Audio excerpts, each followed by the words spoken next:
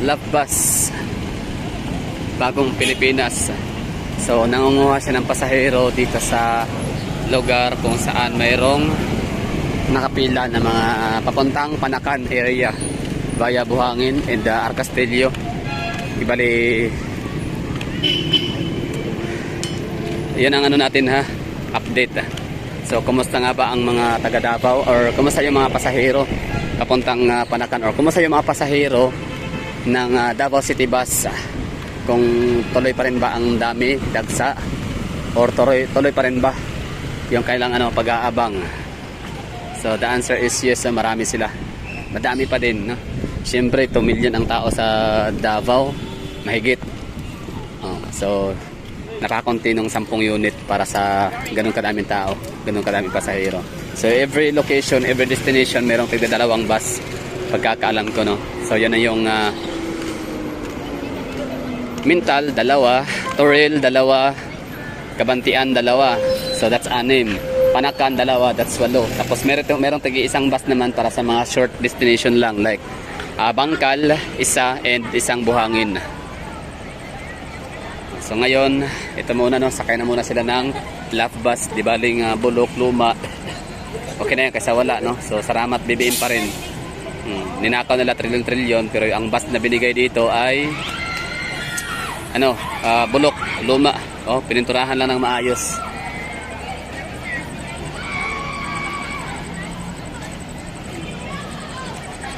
Diba? Bulok, Luma yan ha, pero grabe, daming pera ang Pilipinas. Trillions pinagnanakaw nila. Pero kita mo naman yung binigay sa atin na unit. Ang pangit. Pero okay pa rin yan, nakatulong pa rin kahit paano. Pero yung we deserve something more better.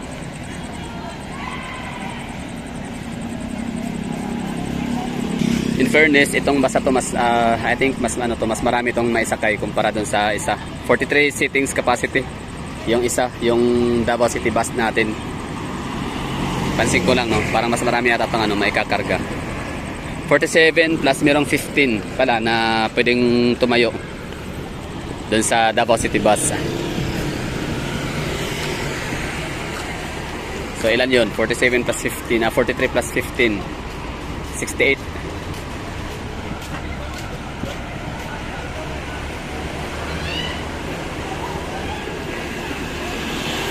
Tsaka parang sinusunod na ng parang itong bus stop or bus station, gaya niya, no, yung karatula.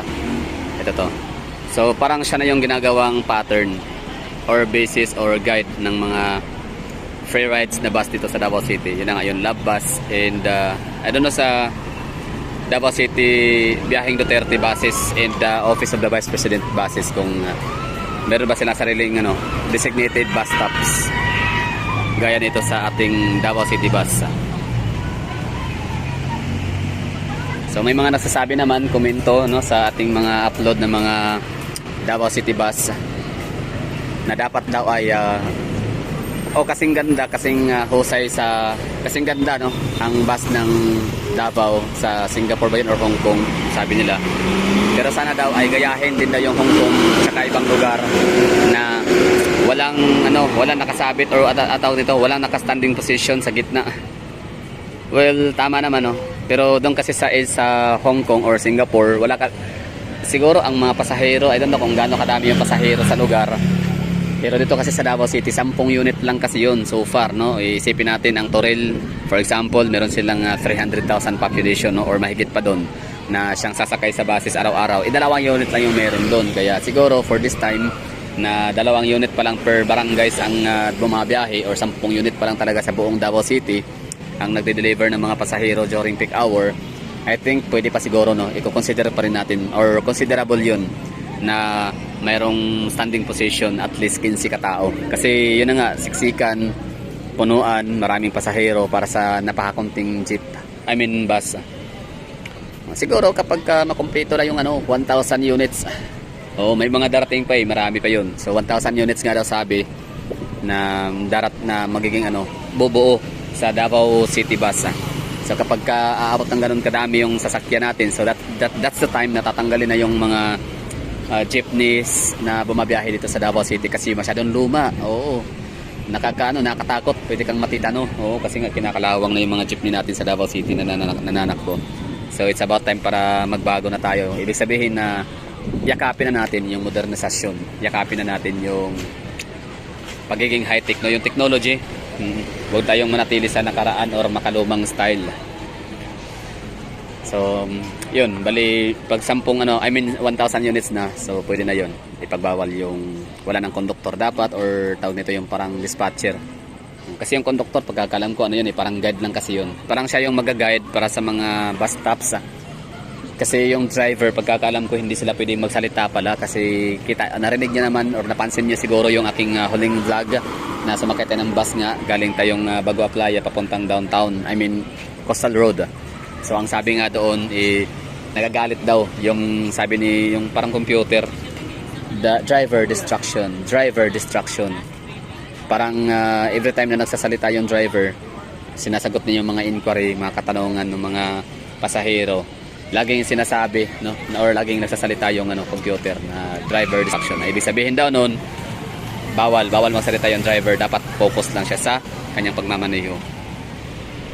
So ito yung natin na update. So marami pa bang mga pasahero ang umaasa, nakapila, nakaabang para sa kanilang bus or unit ng mga buses na papunta sa mga destination nila. For example, ito kasi papuntang Panakan via Buhangin and via Arcastillo.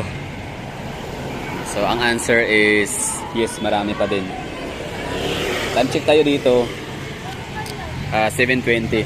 Tansya ko matatagalan mag-interval ang biyaheng Panakan kasi nga sobrang traffic yung areang madadaanan. For example, yung bound to Panakan via Arcastillo and Sasa. So dito yan sila dadaan sa may Santa Ana, tapos Boulevard, tapos Arcastillo, tapos Sasa. Yung area nila maraming mga intersections, maraming mga stoplights.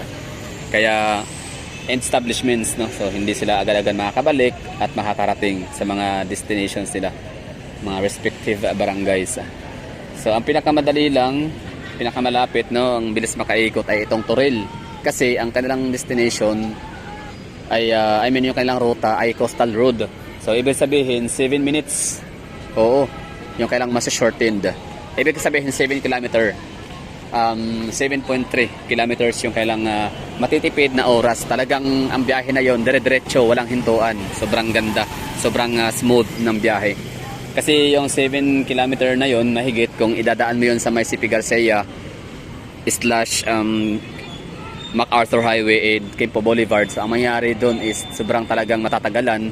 Aabot siguro ng mga 30 minutes, 20 to 30 minutes kasi yun nga, maraming ang mga intersections, maraming mga stoplights and crossings. Pero dahil nga sa sila, Coastal Road ang ruta papunta at pabalik ng downtown area dito sa may PRC. Kaya mas mabilis ang interval, ang pagbalik ng mga buses. Kaya kung patagalan ng pagtayo ng mga pasahero, ito na yata pinakapanalo papuntang bound for Panakan. So hindi ko alam kung saan matagpuan yung pila papuntang Mintal. Yun na siguro yung aalamin natin. So next spot natin ngayon is Mintal ang targetin natin, nang makita natin yung daanan, yung mga bus stops ng papuntang Mintal na ruta, at makita natin kung gaano ito kalaking tulong para sa mga pasaherong laging stranded sa mga ganyang uwian, no? Sa mga ganyang destination umuwi siya. Mga estudyante karamihan, pansin ko talaga, no? Yung may bandang Quirino, sa may bandang Bangkiruhan, and some part of Quimpo Boulevard. So talagang awang-awa ko sa mga estudyante dyan na nakatayong napakagal, nag-uunahan, naghahabulan, yung iba miserable na or desperado na makauwi. Kaya kahit nakasabit okay lang, kahit nakaupo sa flooring okay lang, mahalaga ay makauwi.